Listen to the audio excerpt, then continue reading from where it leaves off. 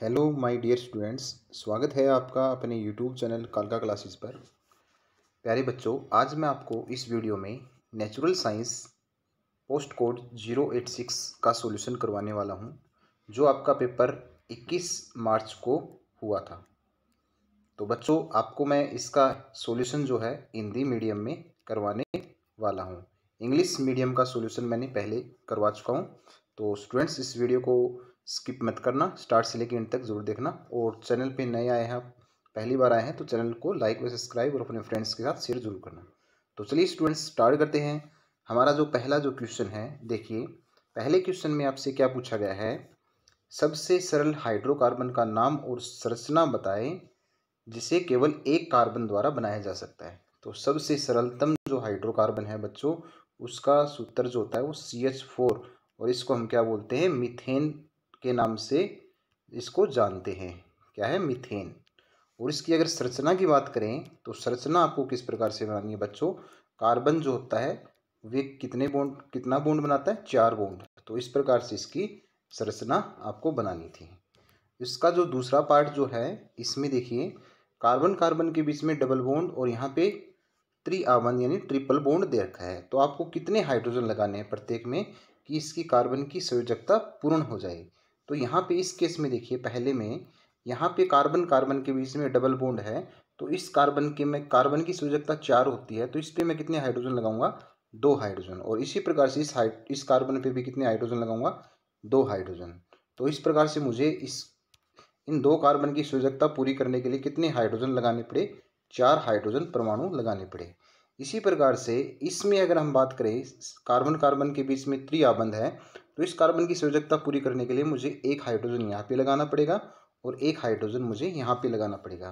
तो टोटल इसमें मुझे कितने हाइड्रोजन लगाने की आवश्यकता पड़ी, 2 हाइड्रोजन परमाणुओं की हमें आवश्यकता पड़ी। तो ये आपका राइट आंसर हो जाएगा बच्चों। नेक्स्ट क्वेश्चन पे चलते हैं। नेक्स्ट क्वेश्चन में पूछा गया है, लिथियम, सोडियम और पोटाशियम को उनके समान गुणों के आधार पर एक ही समूह में रखा गया था। उनके गुणों में क्या समानता है और वे सभी तत्व आवर्त सारणी के किस समूह से हैं, यानी किस समूह से संबंध रखते हैं। तो देखिए बच्चों, इसका उत्तर क्या रहेगा। तो इस क्वेश्चन में स्टूडेंट्स आपको लिखना था, लिथियम, सोडियम और पोटेशियम के बारह कोष में 1 इलेक्ट्रॉन है तथा इनका समूह आवर्त सारणी में 1 है। यानी इनका समूह क्या है, 1 है आवर्त सारणी में। ये जो तत्व है, यानी लिथियम, पोटाशियम और सोडियम और पोटेशियम, ये सभी क्या करते हैं, 1 इलेक्ट्रॉन आसानी से खो करके क्या बनाते हैं बच्चों, धनायन बनाते हैं। तो ये इसमें आपको लिखना है। यानी धनायन का मतलब जैसे sodium plus, lithium plus, potassium plus, इस प्रकार से ये धनायन का निर्माण करते हैं 1 इलेक्ट्रॉन खो करके। तो इसमें ये क्वेश्चन इसका सही करना है आपको, ये लिखना है आपको। नेक्स्ट क्वेश्चन, ओजोन एक जहरीली गैस है लेकिन फिर भी यह एक अति आवश्यक कार्य करती है, कैसे। तो बच्चों, आपको ओजोन के बारे में पहले भी पढ़ा होगा कि ओजोन जो होती है वो समताप मंडल में पाई जाती है। तो इसके देखिए कार्य क्या है वो आपको लिखने हैं। तो एक अति आवश्यक कार्य बताना आपको, तो क्या लिखना है देखिए। तो इस क्वेश्चन में बच्चों आपको ये लिखना है, ओजोन परत सूर्य की उच्च आवृत्ति की पराबैंगनी किरणों की 93% से 95% मात्रा को अवशोषित कर लेता है, क्योंकि यह पराबैंगनी प्रकाश पृथ्वी पर जीवन के लिए हानिकारक है।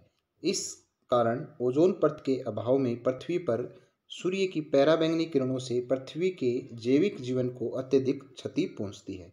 तो इसका मतलब आपको सिंपली सी बताना है स्टूडेंट्स कि जो ओजोन परत होती है वो पराबैंगनी विकिरणों को क्या कर लेती है, अवशोषित करती है। और जिस कारण से क्या होता है, अगर ओजोन परत नहीं होती तो ये किरणें धरती पर जाकर के क्या करती, जैविक जीवन को क्या करती, क्षति पहुंचाती। तो ये इसका राइट आंसर आपको करना था। उसके बाद में नेक्स्ट क्वेश्चन, इसी क्वेश्चन के पार्ट 2 में देखिए क्या पूछा गया है, ओजोन परत के अपक्षय से होने वाले हानिकारक प्रभाव लिखिए। तो आपको हानिकारक प्रभाव बताने थे इसमें। तो हानिकारक प्रभाव देखिए क्या है इसके। तो इसमें आपको ये लिखना था, ओजोन परत के क्षय के वजह से सूर्य से आने वाली हानिकारक पराबैंगनी किरणें पृथ्वी के वायुमंडल में प्रवेश कर सकती हैं और पेड़ पौधों तथा जीव जंतुओं के लिए हानिकारक भी होती है। मानव शरीर में इन किरणों की वजह से त्वचा का कैंसर, श्वास रोग, अल्सर, मोतियाबिंद जैसी बीमारियां हो सकती है। तो ये इसका सही उत्तर रहेगा। क्वेश्चन 3 का जो ऑप्शनल अथवा वाला जो पार्ट है, इस क्वेश्चन में देखिए क्या पूछा गया है बच्चों। जैव निम्नीकरण और अजैव निम्नीकरण वस्तुओं में दो अंतर बतानी है आपको। तो इसका जो सही उत्तर रहेगा बच्चों, जैव निम्नीकरण और अजैव निम्नीकरण। देखिए ये जैव निम्नीकरण ये वे अवशिष्ट पदार्थ हैं जिन्हें हानि रहित पदार्थों में तोड़ा जा सकता है, जैसे कि गोबर, सब्जियों के छिलके, ये भी आप लिख सकते हैं। ये पदार्थ जीवाणुओं, बैक्टीरिया द्वारा अपघटित हो जाते हैं और इस प्रकार से पारिस्थितिक तंत्र में संतुलन बनाए रखते हैं। जबकि जो अजैव निम्नीकरण पदार्थ होते हैं, ये वे अवशिष्ट पदार्थ हैं जिन्हें हानि रहित पदार्थों में नहीं तोड़ा जा सकता, जैसे कि DDT, प्लास्टिक, कांच, अगरव, और ये पदार्थ बैक्टीरिया जैसे जीवाणु द्वारा अपघटित नहीं होते। तो ये इसका सही उत्तर रहता है बच्चों। नेक्स्ट क्वेश्चन, क्वेश्चन 4 में आपसे पूछा गया है, किसी विद्युत धारावाही परिनालिका के भीतर और उसके चारों ओर चुंबकीय क्षेत्र रेखाएं खींचिए। तो परिनालिका में विद्युत चुंबकीय रेखाएं बच्चों इस प्रकार से आपको खींचनी थी, इस प्रकार का आपको डायग्राम बनाना था। ये जो लाइनें दिख रही हैं ये चुंबकीय रेखाएं हैं और ये क्या है, इसके अंदर से हैं, अंदर से डायरेक्शन की ओर क्या है, ये चुंबकीय रेखाएं हैं और ये बाहर की ओर चुंबकीय रेखाएं हैं। तो इस प्रकार से ये आपको चित्र इसमें इस क्वेश्चन में बनाना है। उसके बाद में नेक्स्ट क्वेश्चन, क्वेश्चन 4 का अथवा वाला जो पार्ट है, ऑप्शनल जो क्वेश्चन है, देखिए विद्युत चुंबक बनाने के लिए किसी धारावाही परिनालिका के अंदर किस प्रकार का कोर लगाना चाहिए और क्यों। तो इसका राइट आंसर, तो इस क्वेश्चन का आपको ये लिखना है बच्चों, विद्युत धारा के प्रभाव से जिस लोहे में चुंबकत्व उत्पन्न होता है उसे विद्युत चुंबक कहते हैं, यानी इलेक्ट्रोमैग्नेट कहते हैं। और इसके लिए आपको परिनालिका में क्या रखने की जरूरत है, नरम लोहे के टुकड़े पर तार लपेटकर उस तार से विद्युत धारा बहाकर लोहे को चुंबकित किया जा सकता है। यानी जो नरम लोहे का टुकड़ा अगर हम परिनालिका के अंदर रख दिया जाए तो उसकी जो क्या है स्ट्रेंथ जो है वो क्या हो जाती है, बढ़ जाती है। उसकी जो चुंबकत्व जो गुण होता है वो क्या हो जाता है, बढ़ जाता है। इसलिए हमें नरम लोहे का टुकड़ा रखना उसके अंदर, ताकि उसका चुंबकत्व का गुण बढ़ जाए। इसलिए हमें ज़रूरी है नरम लोहे का टुकड़ा रखना। नेक्स्ट क्वेश्चन 5 क्वेश्चन में देखिए क्या पूछा गया है, यदि एक लक्षण ए अलैंगिक प्रजनन वाली समष्टि के 10% सदस्यों में पाया जाता है तथा लक्षण बी उसी समष्टि के 60% जीवों में पाया जाता है, तो कौन सा लक्षण पहले उत्पन्न होगा। तो बच्चों इसका जो राइट आंसर रहेगा वो बी लक्षण पहले उत्पन्न होगा, क्योंकि इसकी संख्या क्या है, जीवों में 60% पाया जाता है। तो सबसे पहले यही क्या होगा, लक्षण पहले उत्पन्न होगा और ए वाला नहीं होगा, क्योंकि इसके 10% जीवों में ये सदस्यों में पाया जाता है। तो इसका राइट आंसर बस आपको एक लाइन में लिखना है, लक्षण बी सबसे पहले उत्पन्न होगा, क्योंकि लक्षण बी जो है समष्टि के 60% जीवों में पाया जाता है। तो ये इसका सही उत्तर रहेगा। इसका जो ऑप्शनल वाला पार्ट है बच्चों, इसमें देखिए आपको क्या करना है, ऑप्शनल वाले पार्ट में क्या करना है, इसमें देखिए मानवों में नवजात शिशु के लिंग का आनुवांशिक रूप से कैसे निर्धारण होता है। तो इसके लिए आपको पता है कि बच्चों की जो मेल होता है, मेल में क्या होता है, एक्स वाई क्या होते हैं, क्रोमोसोम्स होते हैं।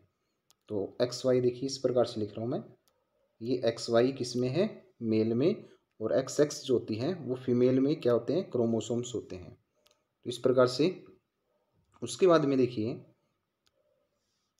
एक्स एक्स और एक्स वाई, जब ये एक्स क्रोमोसोम्स इसके एक्स से मिलता है तो क्या बनता है, बेबी गर्ल, और ये एक्स इसके वाई से मिलता है तो एक्स वाई, और ये एक्स इसके एक्स से होता है तो एक्स एक्स, और ये एक्स इसके वाई से होता है तो एक्स वाई, यानी बेबी बॉय। यहाँ पे देखिए ये जो है ये गर्ल और ये बेबी बॉय।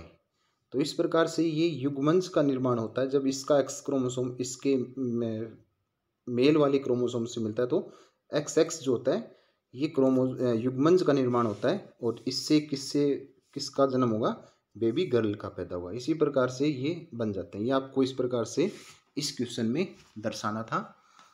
उसके बाद में नेक्स्ट क्वेश्चन देखिए बच्चों, क्वेश्चन 6 में आपसे क्या पूछा गया है।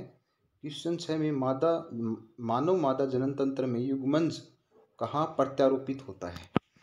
तो इसका जो राइट आंसर रहेगा बच्चों,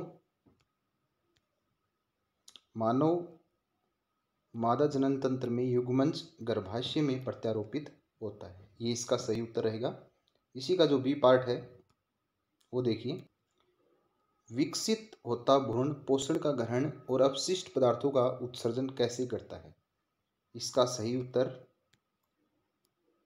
विकसित होता भ्रूण पोषण का ग्रहण और अपशिष्ट पदार्थों का उत्सर्जन प्लेसेंटा के माध्यम से करता है, और प्लेसेंटा एक तिस्त्रीनुमा संरचना है जो गर्भाशय की भित्ति में धसी होती है। तो ये इसका राइट आंसर रहेगा बच्चों। प्रश्न 7 में पूछा गया है, एक ऐसे जीव का नाम बताइए जो बीजाणु निर्माण द्वारा जनन करता है। बीजाणुओं के अंकुरण और वृद्धि के लिए किसी एक अनुकूल परिस्थिति को लिखिए। तो इसका सही उत्तर रहेगा कवक बीजाणु, कवक आएगा इसमें। कवक जो है वो बीजाणु निर्माण द्वारा जनन करता है। बीजाणु के अंकुरण और वृद्धि के लिए उचित तापमान व नमी का होना आवश्यक है। तो एक बताना था आपको, उचित तापमान या नमी, आप इन दोनों में से कोई एक पॉइंट लिख सकते हैं। तो ये इसका सही। इसके अलावा कवक के अलावा राइजोपस भी बीजाणु निर्माण द्वारा जनन करता है। तो इसका बी पार्ट देखिए स्टूडेंट्स, बी वाले पार्ट में पूछा गया है, क्या होता है यदि कलिका सहित ब्रायोफिल्म का एक पत्ता जमीन पर गिर जाता है। तो इसका राइट आंसर रहेगा, जब ब्रायोफिल्म का एक पत्ता कलिका सहित नमी युक्त मिट्टी में गिरता है तो कलिका कायिक प्रवर्धन प्रक्रिया से नया ब्रायोफिल्म पौधे को जन्म देती है। तो नया ब्रायोफिल्म का जो पौधा है वो बन जाता है। नेक्स्ट क्वेश्चन, अब हमारा खंड ब स्टार्ट होता है स्टूडेंट्स। तो इसमें 8 वाला जो क्वेश्चन है वो देखिए, एक इलेक्ट्रिक हॉट वाटर बैग की रेटिंग 200 वोल्ट और 110 वाट है। आपके अनुसार इसका प्रतिरोध क्या होगा यदि इस हॉट वाटर बैग को 4 मिनट के लिए विद्युत धारा की आपूर्ति से जोड़ा जाए तो यह कितनी ऊष्मा उत्पन्न करेगा। तो यहाँ पर देखिए स्टूडेंट्स, क्या क्या दे रखा है वो मैं आपको बता देता हूँ। यहाँ पे पावर जो है वो दे रखी है कितनी, 110 वाट, और यहाँ पर जो V है, वोल्टेज जो दे रखी है वो 220 वोल्ट दे रखी है। आपको टाइम दे रखा है कितना, 4 मिनट, 4 मिनट। और 4 मिनट को अगर हम सेकंड में बदलेंगे तो कितना आ जाएगा, 240 सेकंड। उसके बाद में हमें क्या करना है, हमें पता है कि यहाँ से हमें करंट निकालना है। तो करंट जो पावर जो होती है वो किसके बराबर होती है, VI के बराबर। और यहाँ से करंट की वैल्यू जाएगी वो क्या आएगी, P/V। P/V निकालने के बाद यानी P हमारा दे रखा है 110 और वोल्टेज जो है वो 220, और यहाँ से डिवाइड करेंगे हम तो क्या आएगा, 1.2 एम्पियर क्या आ जाएगा, हमारा करंट आ जाएगा। उसके बाद में हमें क्या लगाना है, ओम्स लॉ। ओम्स लॉ होता है V=IR, और यहाँ से हमें R की वैल्यू निकालनी है, और R जो होगा वो क्या होगा हमारा, R जो होगा V/I। और इसका मतलब यहाँ से हमें क्या निकालना, V कितना है 220, और उसको डिवाइड करना है आपको 0.5 से, और 0.5 से डिवाइड करेंगे तो आपका कितना आ जाएगा, 440 ओम आपका निकल के आ जाएगा। तो इस प्रकार से हमारे पास ओम भी मतलब रेजिस्टेंस भी निकल गया और हमारा करंट भी निकल गया। अब आपको क्या किसका सूत्र लगाना है, हीट, ऊष्मा कितनी पैदा होती है उसका सूत्र लगाना है, I²RT ये लगाना है। और I का अभी हमने I निकाली थी 1/2, यानी 0.5 लिख सकते हैं या 1/2 लिख सकते हैं। तो 1/2 गुना 1/2, और R हमने निकाला था 440, और T जो है हमने 4 मिनट को सेकंड में बदला था 240। इन सभी को आपको सोल्व कर देना है, और सोल्व करने के बाद में आपका क्या निकल के आ जाएगा, 26,400 जूल, ये आपका उत्तर आ जाएगा। इसका नेक्स्ट जो ऑप्शनल पार्ट है स्टूडेंट्स वो देखिए, एक घर की ऊर्जा खपत 4500 वाट आवर है प्रतिदिन, और कंपनी द्वारा आपूर्ति की जाने वाली बिजली की दर 3 रुपये प्रति यूनिट है। 10 दिनों की अवधि के लिए इस घर के बिजली बिल की राशि क्या होगी। तो देखिए इस क्वेश्चन में आपको क्या करना है, इस क्वेश्चन में आपको देखना है कि जो वाट आवर में दे रखा है यानी जो पावर है वो वाट आवर में दे रखी है। इसको सबसे पहले हमें किलो वाट आवर में कन्वर्ट करना है, तो इसको हमें क्या करना पड़ेगा, 1000 से डिवाइड करना पड़ेगा।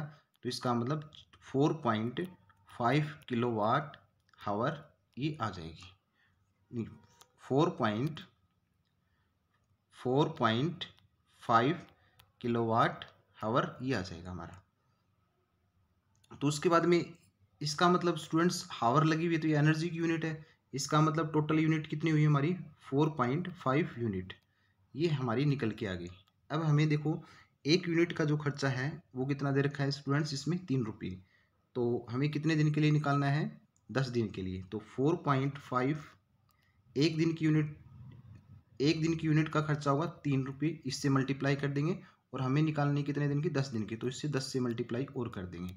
तो जो निकल के आएगा हमारा उत्तर वो आ जाएगा 135 रुपये, वो हमारा आंसर होगा। उसके बाद में देखिए 1 किलोवाट आवर को जूल में बदलना है इस क्वेश्चन में। तो इसमें आपको पता है कि 1 किलोवाट आवर जो होता है वो क्या होता है, 1 किलोवाट जो होता है वो कितने 1000 वाट के बराबर होता है, और हावर में कितने सेकंड होते हैं, 3600 सेकंड होते हैं। तो इसको अगर हम करेंगे सोल्व तो 3.6 इंटू 10 की पावर 6 जूल इसका राइट आंसर आ जाएगा। उसके बाद में आपको 9th क्वेश्चन में दे रखा है कि यहाँ से आपको क्या करना है, एक सर्किट क्या दे रखा है, विद्युत परिपथ दे रखा है। इसमें 10 ओम के 4 प्रतिरोधकों को 7.5 वोल्ट बैटरी से जोड़ा गया है। तो पहले हमें क्या निकालना है, इस परिपथ के कुल प्रतिरोध की परिकलन करना है और इस परिपथ में कुल विद्युत धारा ज्ञात करनी है। तो स्टूडेंट्स इसमें देखिए आप, ये जो है इसको ये वाले जो है ये रेजिस्टेंस ये सीरीज में लगे हुए हैं और ये आपस में क्या है, सभी ये पैरेलल में जुड़े हुए हैं इस प्रकार से। तो आप देखिए पहले हमें इन तीनों का निकाल लेना है क्योंकि सीरीज में है। तो 10 + 10 + 10 तो कितने हो जाएंगे, 30 ओम के बराबर आ जाएगा इनका। और ये अकेला है, ये इन तीनों के साथ में पैरेलल में है। तो टोटल रेजिस्टेंस क्या क्या आएगा, देखो टोटल रेजिस्टेंस आएगा 1/RP इक्वल टू 1/10 1/RP जो है वो आएगा 1/10 प्लस 1/30। 30 कब आया, जब हमने R2 R3 और R4 को जोड़ा। इसके बाद में हमें क्या करना है स्टूडेंट्स, इसका एलसीएम लेना है। और एलसीएम लेने के बाद देखिए क्या आएगा, एलसीएम इनका 30 आ जाएगा और ऊपर आ जाएगा 4। अब हमें आरपी देखो क्या आएगा, आरपी जो आएगा हमारा, आरपी यानी पैरेलल में जो रेजिस्टेंस है वो आ जाएगा 30/4 और इसको हम डिवाइड कर देंगे तो हमारा रेजिस्टेंस आएगा 7.5 ओम। इसके बाद में हमें ये तो हमारा आ जाएगा, पहला पार्ट हमारा क्लियर हो जाएगा। और दूसरे पार्ट में क्या पूछा गया, इस परिपथ में कुल विद्युत धारा ज्ञात कीजिए। तब हमें इसमें क्या लगाना है, सेकंड पार्ट में ओम्स लॉ हमें लगा देना है। और करंट ओम्स लॉ के अकॉर्डिंग V = IR होता है, हमें I निकालना है। तो I किसके बराबर होगा, V/R। और V हमें कितना दे रखा है 7.5 और हमारा रेजिस्टेंस पहले पार्ट में कितना निकल के आया है 7.5। इन दोनों को हम डिवाइड करेंगे और क्या आ जाएगा 1 एम्पियर हमारा करंट निकल जाएगा। इस प्रकार से आपके दोनों पार्ट ये सोल्व हो जाएंगे। तो चलिए स्टूडेंट्स नेक्स्ट क्वेश्चन में देखिए क्या पूछा गया है, एक पुष्प के अनुदैर्ध्य काट का नामांकित चित्र बनाइए। तो इस क्वेश्चन को देखिए कैसे आपको चित्र कैसे बनाना है। तो इस क्वेश्चन में आपको इस प्रकार से चित्र बनाना था। तो ये क्या होते हैं बच्चों, ये क्या है आपको स्टूडेंट्स हिंदी मीडियम में बनाना था ये डायग्राम, वो इंग्लिश मीडियम में देख लिया हमने। तो आपको देखिए इस प्रकार से ये चित्र बनाना था फूल का।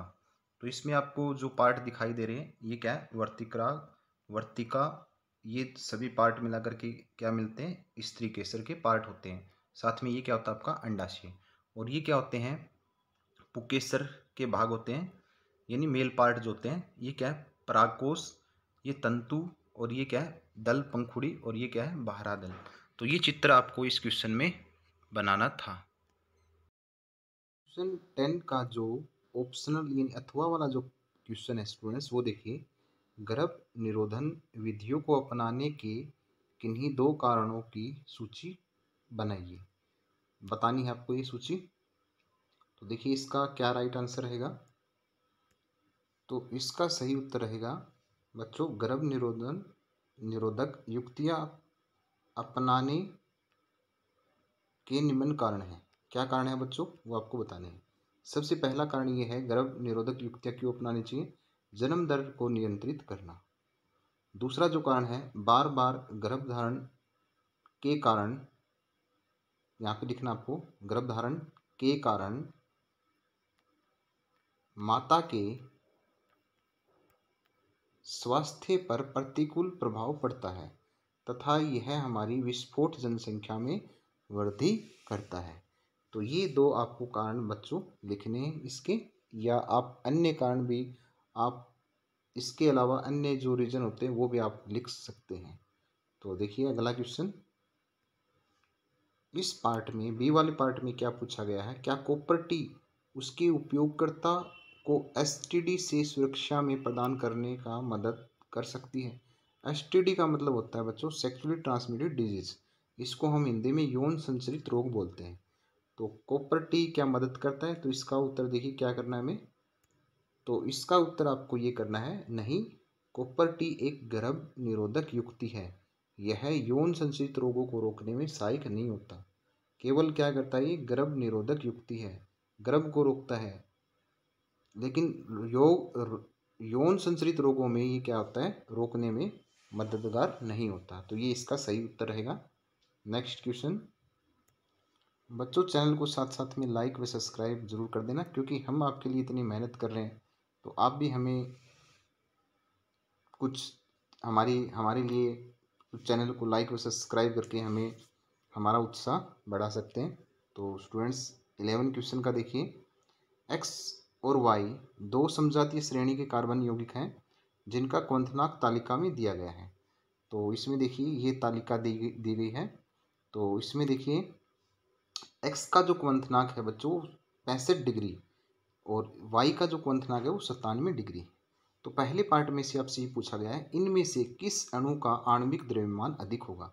तो बच्चों ये याद रखना जिसका क्वथनांक ज़्यादा होता है उसका आणविक द्रव्यमान ज़्यादा होता है। तो वाई का क्वथनांक जो है वो 97 डिग्री है, तो वाई का क्वथनांक जो है वो एक्स से क्या होगा ज़्यादा होगा। तो ये इसमें सही उत्तर रहेगा इसका। उसके बाद में बी सेकंड वाले पार्ट में पूछा गया क्या इनके रासायनिक गुण समान होंगे या भिन्न होंगे। देखिए यहाँ पे क्वेश्चन बात किसकी हो रही है, समजातीय श्रेणी की बात हो रही है बच्चों। तो समजातीय श्रेणी क्या होती है, एक ऐसी श्रेणी क्या होती है जिनके रासायनिक गुण धर्म क्या होते हैं समान होते हैं और भौतिक गुण क्या होते हैं अलग अलग होते हैं। भौतिक गुण अलग हो सकते हैं लेकिन रासायनिक गुण क्या होते हैं समान होते हैं। तो इसका मतलब क्या इनके रासायनिक गुण समान होंगे, तो बिल्कुल एक्स और वाई के दोनों के क्या होंगे समान होंगे, क्योंकि एक्स और वाई क्या है समजातीय श्रेणी के कार्बन यौगिक हैं। दोनों के गुण क्या होंगे समान होंगे, भौतिक गुण क्या हो सकते हैं अलग हो सकते हैं, क्योंकि भौतिक गुण जो होते हैं वो क्या होते हैं आणविक द्रव्यमान के ऊपर डिपेंड करता है। तो कम ज़्यादा होने के कारण से भौतिक गुण भी बदल जाते हैं। तो अगला क्वेश्चन देखिए बच्चों, इसमें क्या पूछा गया है, बी वाले पार्ट में क्या पूछा गया, इसमें अल्केन वाली समजातीय श्रेणी के प्रथम दो सदस्यों के रासायनिक सूत्र लिखिए। तो अल्केन वाली जो समजातीय श्रेणी होती है बच्चों उसका जो जर्नल सूत्र तो ये होता है CnH2n+2। तो यहाँ पर अल्केन 1 रखेंगे तो क्या आएगा CH4, इसका अगला सदस्य क्या आ जाएगा C2H6, दो पूछा गया तो दो लिख सकते हैं हम, आगे और लिखना चाहें तो C3H8, आगे और लिखना चाहें तो C4H10। तो इस प्रकार से हम ये क्या बन जाएगी हमारी समजातीय श्रेणी बन जाएगी, किसकी बन जाएगी एल्केन की। तो इस प्रकार से इसका उत्तर आपको ये करना था। उसके बाद में देखिए क्वेश्चन नंबर 12 में क्या पूछा गया है, एक तत्व Z की परमाणु संख्या जो है वो 16 है। अब बताइए इसकी परमाणु में संयोजकता इलेक्ट्रॉनों की संख्या। तो देखिए परमाणु संख्या हमें ये पता है कि 16 जो होता है वो किसका होता है बच्चों सल्फर का होता है। किसका होता है सल्फर ये होता है। अब देखिए हमें इसकी क्या करेंगे, इसकी इलेक्ट्रॉनिक विन्यास लिखेंगे सल्फर का, तो क्या लिखेंगे 2 8 6, इतना हमें पता चल गया। अब देखिए इसके बारे में क्या पूछा गया पहले पार्ट में, इसके परमाणु में संयोजकता इलेक्ट्रॉनों की संख्या कितनी है। तो संयोजकता इलेक्ट्रॉनों की संख्या कितनी है बच्चों, इसमें 6 इलेक्ट्रॉन है। संयोजक वैलेंस इलेक्ट्रॉन जो होते हैं ना, इसको संयोजकता इलेक्ट्रॉन बोलते हैं। तो इसमें पहले का उत्तर आ जाएगा 6। कितने इलेक्ट्रॉन है, संयोजकता इलेक्ट्रॉनों की संख्या 6। इसकी संयोजकता कितनी है, सेकंड पार्ट में पूछा गया। अब देखो इसको अपना अष्टक नियम पूरा करना है, अष्टक कंप्लीट करना है, तो इनको 2 इलेक्ट्रॉन की और आवश्यकता है। तो इसका मतलब इसको 2 इलेक्ट्रॉनों की आवश्यकता है, तो इसकी संयोजकता कितनी होगी, 2। तो इसमें पहले का जो हो जाएगा बच्चों, इसका 6 हो जाएगा और इसकी संयोजकता कितनी होगी, 2 होगी। उसके बाद में इसका थर्ड जो पार्ट है उसमें क्या पूछा गया है, आवर्त सारणी में इसका समूह और आवर्त संख्या बताइए। तो आवर्त सारणी में जो देखिए बच्चों, इसका जो समूह जो होता है वो होता है इसका 16। समूह जो होता है वो होता है इसका 16। और इसका जो आवर्त होता है, देखिए आवर्त हमें कैसे पता करेंगे, 2 8 6 ये होता है। तो देखिए एक पहला सेल, दूसरा सेल और तीसरा सेल, तो 3 सेल हैं, तो इसका आवर्त क्या होगा बच्चों, 3 इसका आवर्त होगा। तो इसमें आपको सही उत्तर क्या करना था, समूह जो होगा वो 16 होगा और आवर्त जो होगा वो 3 होगा। उसके बाद में इसका फोर्थ पार्ट देखिए, ये धातु है या अधातु। तो सल्फर आपको पता है क्या होती है, अधातु होती है। तो ये इसका सही उत्तर होगा। जड़ तत्व का नाम क्या होगा, तो जड़ तत्व का नाम क्या होगा, सल्फर। ये इसका सही उत्तर होगा। उसके बाद में नेक्स्ट क्वेश्चन, दिए गए जलीय पाती तंत्र में एक आहार श्रृंखला का अवलोकन कर निम्नलिखित प्रश्नों के उत्तर दीजिए। तो ये एक आहार श्रृंखला आपको दिखाई दे रही है। तो आहार श्रृंखला में देखिए क्या है, इस आहार श्रृंखला में तीर के चिन्ह क्या दर्शाते हैं। जो ये तीर के जो चिन्ह दर्शाए गए हैं, ये किसके स्थानांतरण को दर्शाते हैं, ऊर्जा के स्थानांतरण को दर्शाते हैं। बताना आपको, जो तीर है वो किसको दर्शाती है, ऊर्जा के स्थानांतरण को दर्शाती है। उसके बाद में एक्स और वाई स्तर पर कितनी ऊर्जा उपलब्ध है। देखो एक्स पे निकालने हैं और वाई पे हमें निकालने हैं। तो देखिए आपको 10% ऊर्जा का 10% नियम पता है बच्चों। तो अगले अगर पोषी स्तर पे अगर जाना है तो इसका जो ऊर्जा का है वो 10% अगले में स्थानांतरण हो जाता है। तो इसका मतलब ये हमारी 2000 है, 2000 का 10% निकालेंगे हम, तो 10% यानी बटा 100 करेंगे हम, काट देंगे इसको, तो कितना आएगा, 200 जूल इसमें आ जाएगा। तो इसका इसमें ऊर्जा कितना होगा, 200 जूल। इसका फिर से 10% अगले में चला जाएगा, अगले पोषी स्तर पर। तो 200 का 10% कितना होगा बच्चों, 20 जूल। तो इस प्रकार से और आगे कितना बच जाएगा, इसका 10% 2 जूल। तो एक्स का जो ऊर्जा होगा लेवल वो 200 जूल और वाई का जो होगा वो कितना होगा, 20 जूल। ये आपको बताना था। उसके बाद में सी वाले में देखिए, सी वाले पार्ट में क्या पूछा गया, अजैव रसायनों का संचयन आवर्धन किस स्तर पर सबसे अधिकतम होगा और क्यों। अजैव रसायनों का जो आवर्धन जो होता है संचयन, वो क्या होगा, प्राथमिक द्वितीय और तृतीय उपभोक्ता में सबसे ज़्यादा होगा। ठीक है, क्योंकि जो अजैव रसायनों का फ्लो जो होता है एक आहार श्रृंखला में चलता रहता है और सबसे ज़्यादा जो होता है वो तृतीय उपभोक्ता में ज़्यादा पहुंच जाता है। अजैव रसायन का संचयन जो होता है वो क्या होता है बच्चों, हर पोषी स्तर पर क्या होता है, बढ़ता रहता है। जैसे इसके पास जो अजैव रसायन थे उससे क्या होंगे, इसमें बढ़ जाएंगे। हर पोषी स्तर पर क्या होती है, इनको क्या होता रहता है, इनकी मात्रा जो होती है वो बढ़ती रहती है।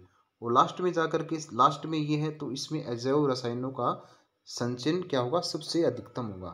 तो जैव आवर्धन इसमें, क्योंकि देखो ये एक आहार श्रृंखला है, ये इसको खाता है, तो इसका मतलब इस वाला जो जैव जैव रसायन थे वो इसकी बॉडी के अंदर चले जाते हैं, यानी स्थानांतरण हो जाता है उनका।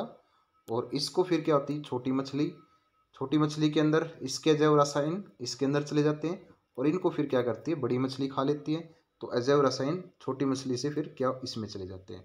तो इन सभी के मिलाकर जो अजैव रसायन होते हैं वो बड़ी मछली के अंदर चले जाते हैं। तो सबसे ज़्यादा अजैव रसायनों का संचयन जो बड़ा पोषी स्तर होता है यानी इस बड़ी मछली में सबसे ज़्यादा होगा। तो ये इसका सही उत्तर रहेगा। क्वेश्चन जो आपका क्वेश्चन नंबर 14 है स्टूडेंट्स, उसको देखिए। जीन के वंशागत क्रम का अध्ययन करने के लिए एक प्रयोग में एक छात्र ने मटर के लंबे पौधे टीटी को मटर के छोटे पौधे टीटी के साथ संकरित कराया, जिससे F1 पीढ़ी के सभी पौधे लंबे पौधों की शक्ति प्राप्त हुई। तो इसको पढ़ करके आपका जवाब देना है। F1 पीढ़ी के सभी शक्ति पौधे लंबे ही क्यों उत्पन्न हुए? तो आपको पता है कि बच्चों कि जो लंबा पौधा था उसके जो जीनोटाइप था ये टीटी, और जो बोना पौधा था उनके जो ये थे जीनोटाइप। तो इनको क्या मिला? इनको जब क्रॉस करवाया उन्होंने तो क्या मिला? इस प्रकार से टी टी, टी टी और टी टी और टी टी, ये जीनोटाइप प्राप्त हुए और सभी पौधे क्या हुए? लंबे प्राप्त हुए। क्योंकि लंबे पौधे इसलिए प्राप्त हुए क्योंकि जो टी जो गुण था वो क्या था? प्रभावी था। क्या था? प्रभावी था। इस कारण से सारे पौधे क्या हुए? F1 पीढ़ी के सारे पौधे लंबे पैदा हुए। तो ये इसका रीजन आपको लिखना है इसमें। सेकंड क्वेश्चन में पूछा गया है F1 पीढ़ी के सभी सतती पौधों में जीन का प्रकार जीनोटाइप लिखना है।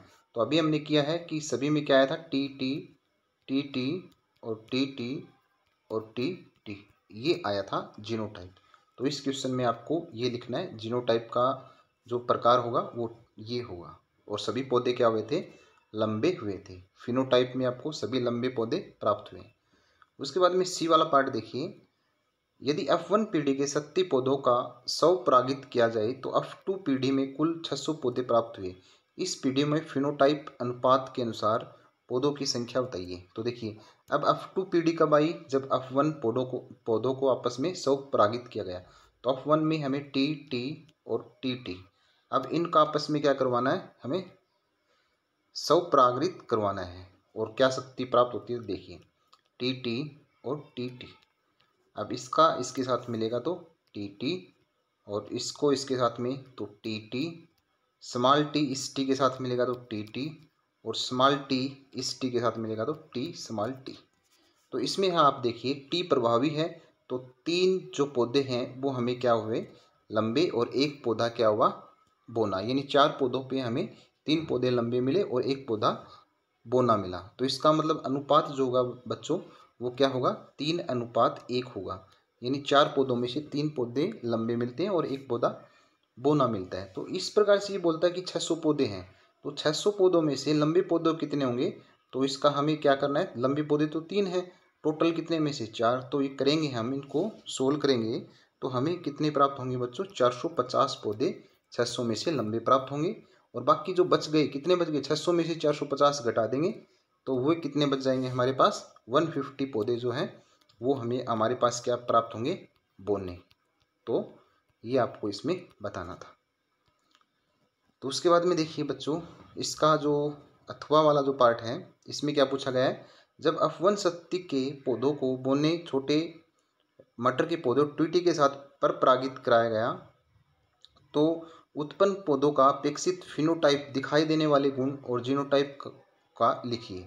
तो F1 जो शक्ति है, F1 में तो आपको पता है कि टी टी और स्मॉल टी टी, इनको क्या किया गया था? पर परागित किया गया था। तो इनमें से आपको देखो टी टी ये मिलेगा, ये मिलेगा टी टी। सारे पौधे हमें क्या मिले? लंबे मिले थे। टी टी और टी टी, आपको ऐसे बताना था। इस क्वेश्चन में देखिए स्टूडेंट्स, ये आपको थोड़ा हमने मिस्टेकली इसको गलत पढ़ लिया। इसमें आपको क्या करना है? F1 शक्ति के पौधों को, F1 शक्ति के पौधों को मटर के पौधे टीटी के साथ पर परागित किया जाता है। तो F1 शक्ति में हमारे पास क्या मिला था बच्चों? टीटी मिला था। और इसका क्या किया जाता है? पर परागित किसके साथ किया जाता है? मटर के जो बोने पौधे हैं उनके साथ किया जाता है। अब इसमें से आपको बताना है, तो इनको कराएंगे इसके साथ तो हमें प्राप्त होगा टी टी, इसको इसके साथ कराएंगे तो टी टी, और ये टी इसके साथ तो टी टी, और ये टी इस स्मॉल टी के साथ करेगा तो टी टी। तो ये इनका क्या होगा? जीनोटाइप होगा। यानी हमें क्या मिलेगा कि 50% पौधे क्या मिलेंगे? लंबे, और 50% जो पौधे मिलेंगे बच्चों वो हमें क्या मिलेंगे? बोने। तो इसका मतलब जीनोटाइप 50% पौधे लंबे और 50% पौधे बोने। तो ये इसका राइट आंसर होगा। तो स्टूडेंट्स तो इस प्रकार से आपको ये क्वेश्चन करना था। अब आगे देखिए नेक्स्ट क्वेश्चन में देखिए, एक छात्र ने विद्युत मोटर का एक मॉडल बनाया जिसमें एक धुरी एक्सल के ऊपर लिपटी हुई तांबे के तार की कुंडली को चुंबक की उत्तरी और दक्षिणी ध्रुवों के बीच में रखा जाता है, जैसे कि चित्र में दर्शाया गया है। दिए गए चित्र की कुंडली ABCD क्षैतिज है। इस चित्र में दर्शाए अनुसार बैटरी से जोड़ा गया है। तो देखिए चित्र देख लेते हैं हम। ये चित्र दे रखा है। तो सबसे पहले क्वेश्चन दिया गया है कि इसमें आपको बताना है कि दो ऐसे उपकरणों का नाम लिखने हैं जिसमें विद्युत मोटर का उपयोग किया जाता है। तो वो अपनी तरफ से लिख सकते हैं बच्चों, जैसे कि इलेक्ट्रिक फैन है, जो पंखा है आपका, उसमें यूज़ किया जाता है।